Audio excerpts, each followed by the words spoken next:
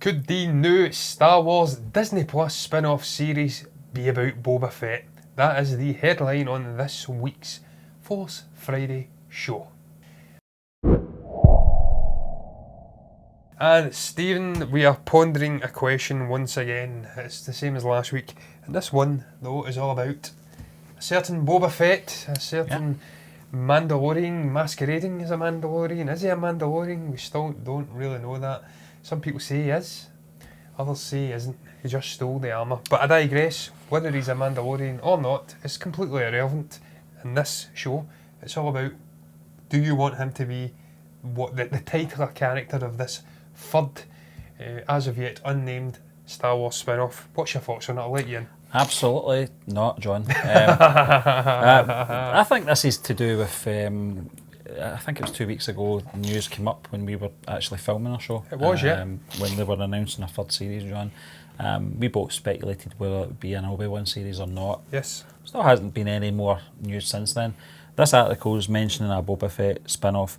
Do I want to see it? No. The reason for that is if they were going to do it, they should have done that instead of The Mandalorian. I think the characters, I'm assuming, are too similar. And look anyway, with the armour. I don't really know where they could take this story of Boba Fett that's not going to really remind you of what they're doing with the Mandalorian.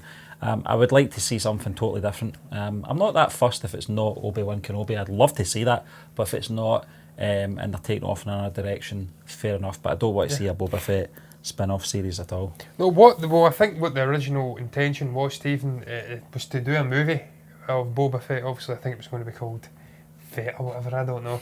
It was apparently going to take place after the events The Fett, after the events of The Return of the Jedi, showing you the nefarious bounty hunter climbing out of the Great Sarlacc pit.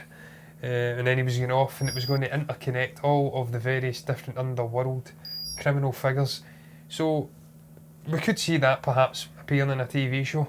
But as you did say, Stephen, it just reminds me of The Mandalorian, what we're getting with The Mandalorian, where it's this lone gunslinging figure going around the outer reach of the galaxy, the outer rim, just taking on various different crime figures. We've got Carol Weathers playing a crime figure. He's like a sort of a go-to guy who sets up missions and whatnot. So it just seems too similar. It seems like they're just going to be treading on the shoes of obviously Pedro Pascal's Mandalorian figure. It would really depend though on which direction they would choose to go with this show. Where it's going to be set timeline-wise, it could maybe focus on a prequel, showing us what he was getting up to during the events of the original trilogy. We could maybe see a cool thing where he's tracking likes of Han Solo and whatnot from a different angle. You perhaps see the original trilogy, the events of A New Hope, the events of Return of the Jedi, Empire Strikes Back from a different perspective, like what they did in Avengers Endgame, but showing you from Boba Fett's angle what he was getting up to. The only angle that's the only thing you could really do, Stephen, for me, and make it work and have it feel fresh and differentiate it. I think the only perspective we're going to be seeing from Boba Fett's view is the Sarlacc gut. He is dead, man. He is not coming back. Listen, Lucasfilm have not got the bottle or balls to just come out and say this to the fans, so why else would they make a Mandalorian series? Similar to this character, similar in so many ways, similar to where they were going to take this character to begin with all the rumours that is. And instead of just coming out saying we're not going to touch Boba Fett, they'll just leave it hanging. Because I just don't believe this character's coming back. Stephen, I wouldn't cry. I wouldn't shed a tear if you never seen the light of day again in a Star Wars movie or TV show. I've told you my thoughts on him. He's just glorified set dressing. He's a cool looking guy with his outfit. And that's all he is. He didn't do much of any real note. Barely uttered a word. And then his moment of triumph, he gets swatted off and made to look like an absolute fool, bounces off of Jabba's barge and rolls down into the pit, and that's him. It's good night, Vienna, for Boba. So I'd be I'd be quite happy not to see him come back. Do I think he did die? I think it's still up in the open because he was out in the open because he was a very well equipped chap still when he rolled into that pit. So if there was anybody equipped enough with enough ammunition to get himself out, perhaps it is Boba. He's wearing a boiler suit. Yeah, he's wearing Yeah, with a cape, that's true. with some shoulder pads. Yeah, I was actually going to say that, Stephen. I was saying he's a well-dressed, set-dressing sort of a thing, a well-dressed guy, cool outfit. But then I think about it, he isn't really. He's basically just wearing fabric with a cool helmet. It's the helmet more than anything else. But if he's going to appear, Stephen, I think it's more likely he'll pop up in The Mandalorian at some point. I don't think he justifies his own series. He's not a big enough character for me to helm a series. You'd have to have various different criminal figures coming in, different bounty hunters coming in, the likes of IG-88, the likes of what's he called, Bosk and stuff like that, Dengar. I think you'd need to have a bounty hunters, sort of like what they're doing with the Fantabulous Emancipation of Harley Quinn, the Birds of Prey movie. Have different figures coming in, and then again that would differentiate it from the Mandalorian.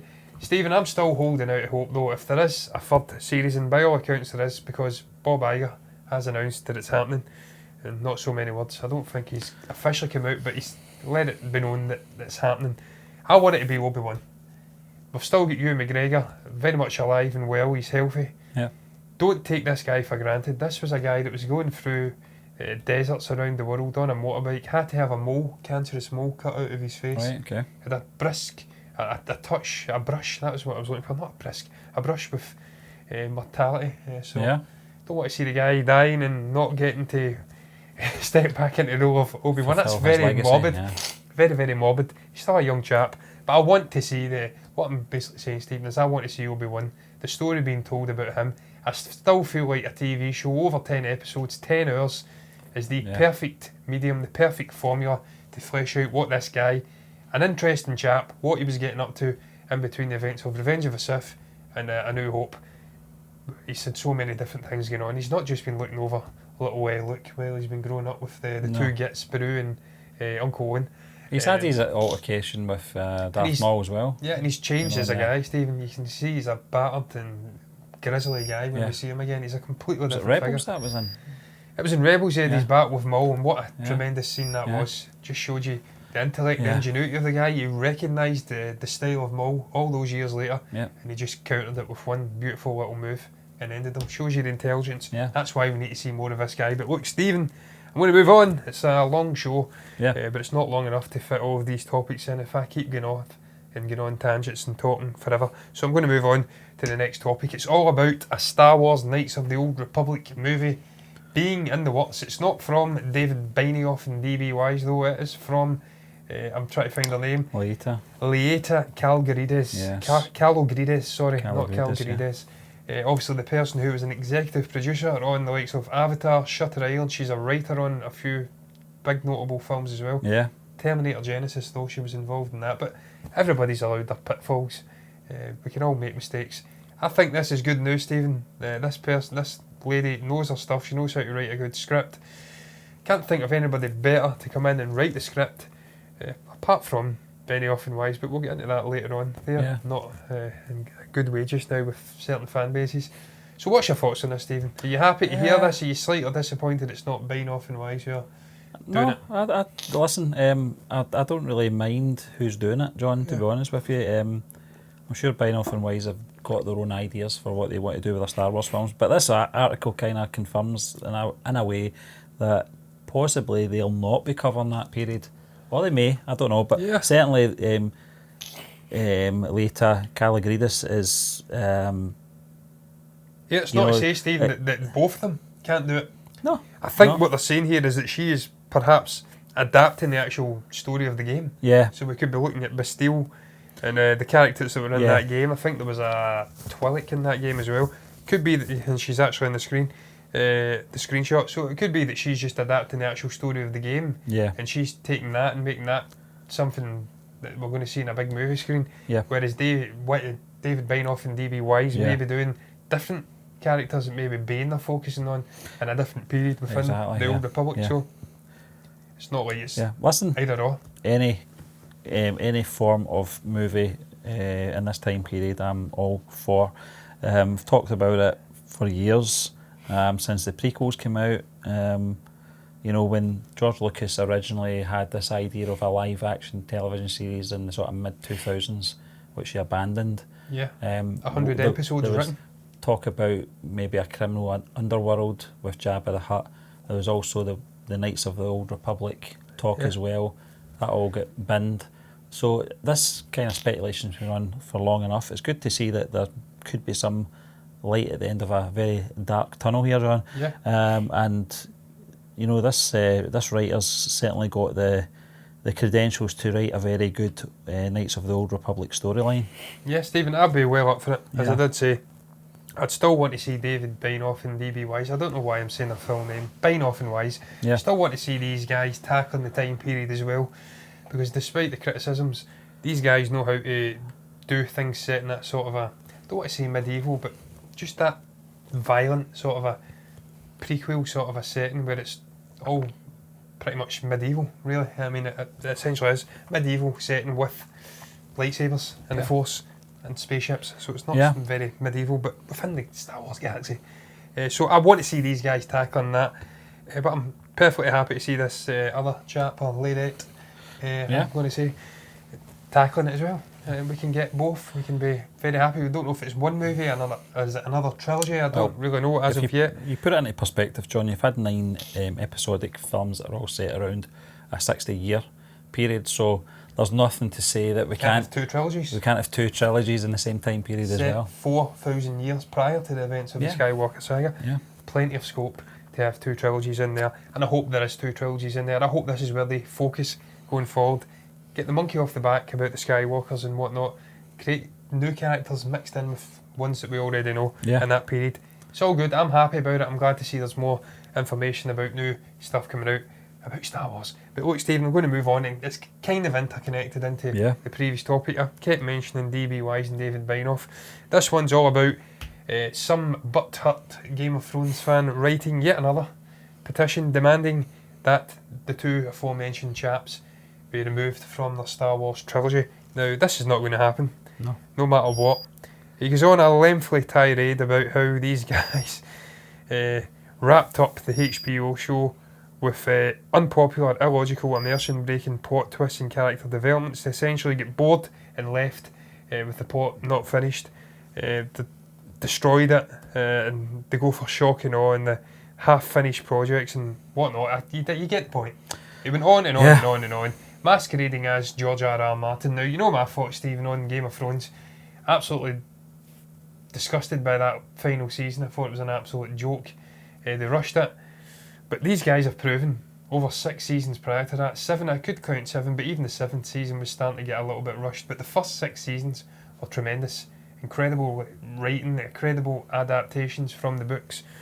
You can say that they had the great base of obviously taking George R.R. Martin's incredibly vivid storytelling and putting it onto the screen. That maybe made them life easier for them, but they still had to take things out and leave things that were in the books off of the actual TV show and make their own stamp on it. Yeah. So these guys have proven that they're great writers. I want to see them do their own Star Wars show, or the movies even, not show. I'm showing the brain today. So I don't want to see them losing it. They're not going to lose it. Disney are not going to listen to this guy. It's all nonsense. These people want to get a life, get out of their basement, stop munching on Cheetos, and just realise that it's done. Move on. I'm not happy with Game of Thrones, but it's done. This guy here was a Quantum Leap fan. Yeah. That was the worst TV show ending in the history of TV shows. So you just have to get on with it. The guys get bored. The actors and actresses get bored. They wanted to move on to pastures new. And for David Benioff and D.B. Wise. Yep, make it hard work for yourself, John. Pastures new is Star Wars, so I can't wait to see what they do. I've got to say, I really wish I got into the online petition business when it first came about, because I'd be a millionaire now. I think there'd be about 50 million people signed that Quantum Leap one, Steve. Yeah, I mean, listen, you're not going to please everyone. That's the bottom line. But listen, in regards to Benioff and Wise, they're not bad writers, they're not bad producers. No, they don't become bad writers or bad producers overnight either. Yeah, some might say that they rushed it. I don't watch Game of Thrones. Well, they definitely did rush it. Listen, if they rushed it, so it be. There was obviously reasons for that, because we know what their next project is. It just seems that this sort of base of fans don't want Rian Johnson anywhere near Star Wars. They don't want now Benioff and Wise, Who do they want? Who is it they want? They want the maker back? Do they want George Lucas back? Well, they weren't happy with George either, though, Yeah. Stephen. They also chastised George to the point where he sold it to Disney. Yeah. And then now they're not happy about that either. So you can't please these guys. They're never happy. One thing I take from this, Stephen, which is a positive with these guys now coming on board, because they're not going to lose their jobs because of a petition from some non-entity online. The one positive I take from it is that what we've been asking for the sequel trilogy, we will now get with this new trilogy. That foundation, or that stability of two guys writing the stories of the three movies. We'll have one continuous arc with one vision from the same, well, not the same mind, two minds, overseeing it, and we'll have different directors coming in and directing and giving their own flourishy styles and whatnot to the movies, but they'll be following one story and one vision. That's what we should have had. Well, I think if J.J. Abrams had the balls to actually follow up his setup, it would have, carried on through consistently, and we might have got a more consistent, storyline. Yeah. But unfortunately, it didn't turn out that way. But you're right, John. I think taking by nothing wise out of it, just any two writers is a good formula if they've got Star Wars at heart and they've got a template, an overall plan of where they want this trilogy to go. Yeah. It's a starter. It's something that was missing from the sequel trilogy. So disjointed. They're having to not so much retcon a lot of the stuff, but ignore certain things, not bother with other things, rewrite the paths of the characters going in different directions. It just was so disjointed. With this trilogy, at least you're going to get these writers who will have a general idea of where they want to start the story and where they want to finish it. Yeah. And these guys they're very good writers. Yeah. Look, Stephen, they tried to copy the original trilogy where you had 3 different directors. Thought that was the way to go. Times had moved on from then. People expect complex stories that interweave logically in a manner which having different directors is fine, John. Yeah, it's the creative vision. Yeah, and the writing. You had George Lucas writing those 3 films. They were already covered. He already had a backstory as well, sort of sketched out as well for the prequel trilogies. And that's what should have happened in the sequel trilogy. Yeah. But speaking about George Lucas, Stephen, the next topic is all about the maker himself. Thank the maker. He's defending the Star Wars prequels again. He says that they were designed for 12-year-olds, Stephen, and that essentially the people who criticised them back in the day were just butthurt adults who couldn't accept that their childhood was gone and that these movies were not for them. Now, I can kind of agree, Stephen, in one way, but in another way I don't agree, because he kind of contradicts himself. He says in this quote that they were essentially for 12-year-olds at the beginning, but they were so popular that everybody forgot that and they all came on board and loved it for what it was. So, in one vein, he's saying these were designed for 12-year-olds, just like the prequels, but everybody loved it because it was a great story. Well, there's a kind of a thread there, Stephen. Yeah. Prequel stories weren't so great, and that's why people didn't like them. Everybody didn't like them. Well, the stories were fine. They were fine, but it's just the dialogue was crap. The overarching story, as I say, time and again, was okay. Yeah. But individually it was a little bit fragmented, trade disputes and whatnot, and the dialogue was god-awful. So if he'd nailed all of that and basically gave us an original trilogy with a slightly different vibe, set in a prequel setting, everybody would have loved it. Nobody would have been hating on it, and he wouldn't have had to be coming out and defending it and saying it was designed for 12-year-olds. Everyone knows it's for 12-year-olds, but it's a space opera. The original trilogy, John, I lived through. I'd already seen probably Star Wars, Empire Strikes Back and Return of the Jedi maybe over 100 times before I even was 12. Carried on into my late teens, enjoying watching those films. Got the VHS's re-release in the 1993 ones. Still loved it. 1997 came about. I was 21 at this time. Starting to sound like Peter Mayhew a bit there. Saw the special editions and he said, "We have them, man." Yeah. Loved the special editions when they came out. For the most part, there was things in there that were just absolutely nonsense. But just the sort of finished version, the cleaned up version, how they, managed to restore the colour and the sound and all that was remarkable.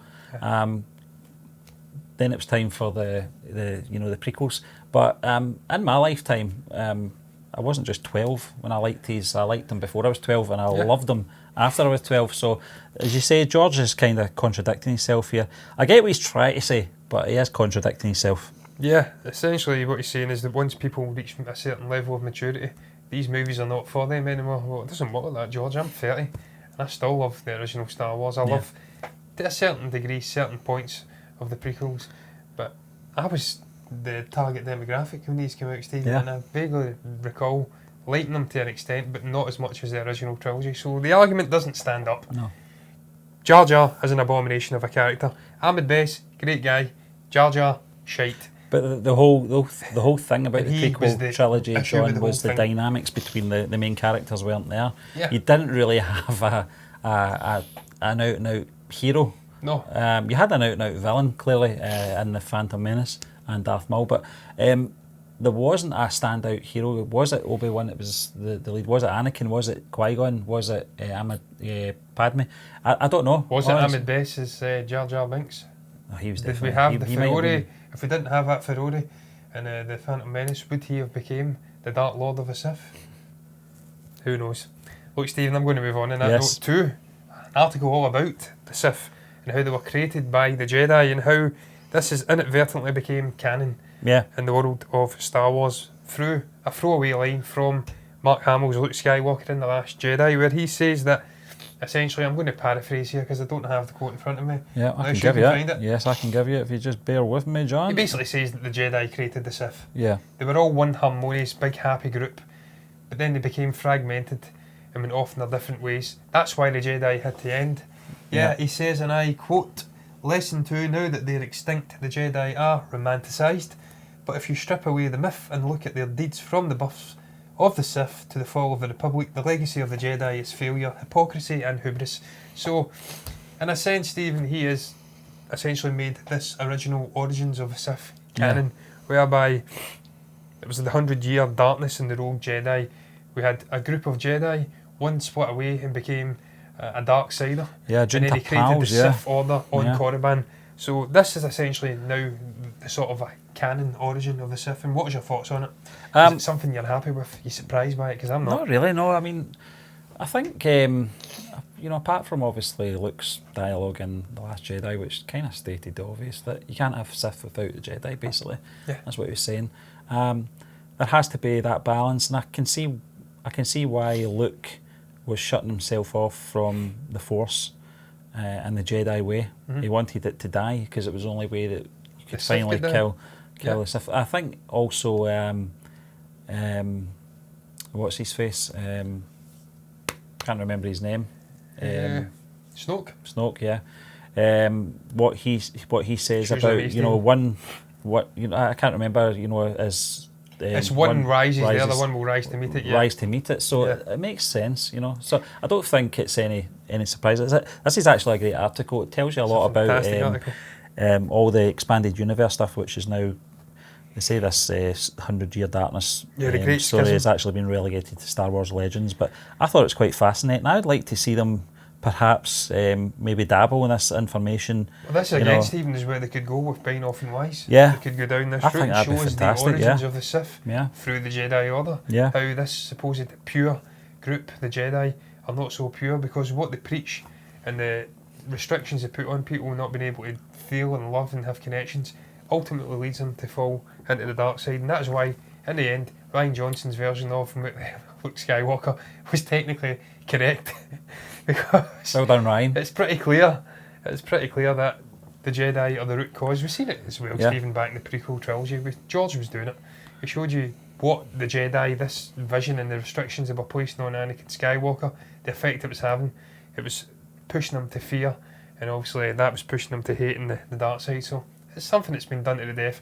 It's a fair idea that this is why the Jedi were created, the Sith were created. So I'm not surprised, and I would quite like to see a story making the big screen about this and letting us see. Perhaps that's what Rian Johnson's going to be doing. I hope not. I hope that's DB Wise and David Benioff, because I just love saying their name. But Stephen, we're going to briefly move on to this final little topic. It all came out last week. We missed it again. Yeah. We all seem to miss it when we pre-record these shows. It's all about the rise of Skywalker and it's photos which Vanity Fair published. It's from the great Annie Leibovitz, who says that she did the final photographs of the late great John Lennon. Yeah. She's an incredible photographer, and these photographs are simply stunning, Stephen. We're seeing C3PO, not CP3O, with BB-8, but more importantly, there's a shot of the elusive Knights of Ren. What are your thoughts on these photographs, Stephen? We'll go through them briefly one by one. I mean, they're all obviously behind the scenes stuff. You're seeing a lot of camera rigs, etc. A lot of umbrellas as well because they're out in the sun. Incredible. But I mean, the ones with the Knights of Ren, just looking at them, that's what I expect from them. That's what we saw in that flashback scene from The Force Awakens. Very similar costumes. Smith in there, Steve?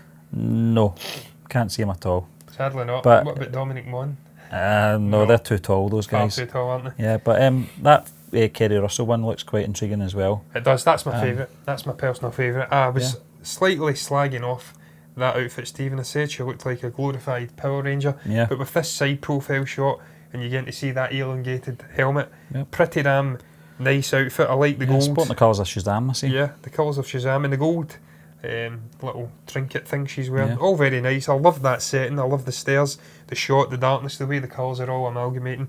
Very, very nice indeed. Stephen, the next one is perhaps my second favourite though. Yeah. It's the shot of General Hux with the as of yet unnamed Richard E. Grant character. He's actually called Allegiant General Pride. I didn't see that. There you go. Allegiant General Pride. So what a name. Yeah.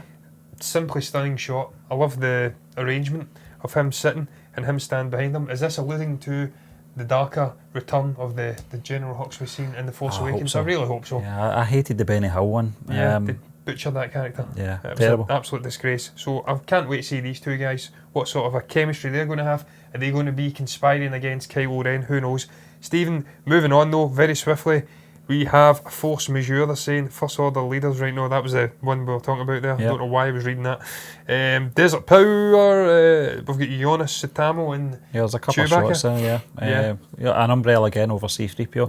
Don't know why. I mean, the light reflects off the gold, but I feel more sorry for Big Jonas and that. Wookiee outfit. He's going to be absolutely sweltering in there. It's great to see the Panavision grips in there as well.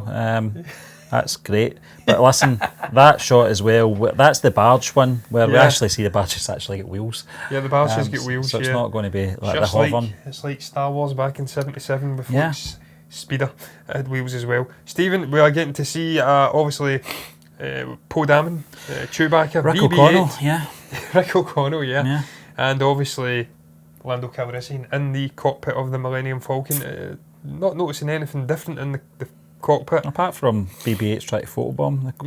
He's tilting his head there, Very strange how he's managed to get up there. He's sitting on the chair. That's a little droid next to Poe as well. I didn't notice that. Yeah. Looks like cheeky little get. Looked like a megaphone. Yeah, Stephen, we're running out of time here, so we're going to cut a couple out. So first thing, we'll touch upon the horses and Finn. You weren't a fan of this. No. It all looks very Valkyrie from Avengers.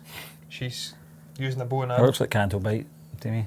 Yeah, Cantobite. Yeah, we're getting more animal cruelty adverts. And Poe, though, it's not Poe, Finn's outfit, absolutely tremendous. Yeah. It looks like Han Solo reincarnate. Yep. Beautiful red line down the side of the blue trousers, a waistcoat, tremendous outfit. But Stephen, moving on to the next photo, because we've done that one to the death, we have the village people, as you coined it before we came on. Yeah. I call them Boney In. We have a whole host of aliens, but then we have a couple of humanoid figures in there as well. Yeah. Very strange indeed. Yep, I see a minion in there. But very strange indeed, John. The ones over the sort of left-hand side all seem to be the same species. Yeah, strange days indeed. But listen, this is what Star Wars is all about. Most peculiar, mama. Yeah. Said John Lennon. Stephen, the penultimate photograph, it's not the penultimate, there's many photographs down below here, but the best one, perhaps out with the Kerry Russell one and the General Hux one and a whole host of other ones. The Poe Dameron one. Yep. And everyone. Yep. No, this is perhaps the standout, Stephen. It's the shot of Kylo Ren and Rey standing, looking as though they are in the midst of a sort of a stormy, watery setting. Yeah. And they're both clutching the lightsabers. And it looks all very Revenge of Sith, where they're swinging but not really hitting each other. It's quite dramatic. But this is behind the scenes, and they've already added post effects onto the lightsabers.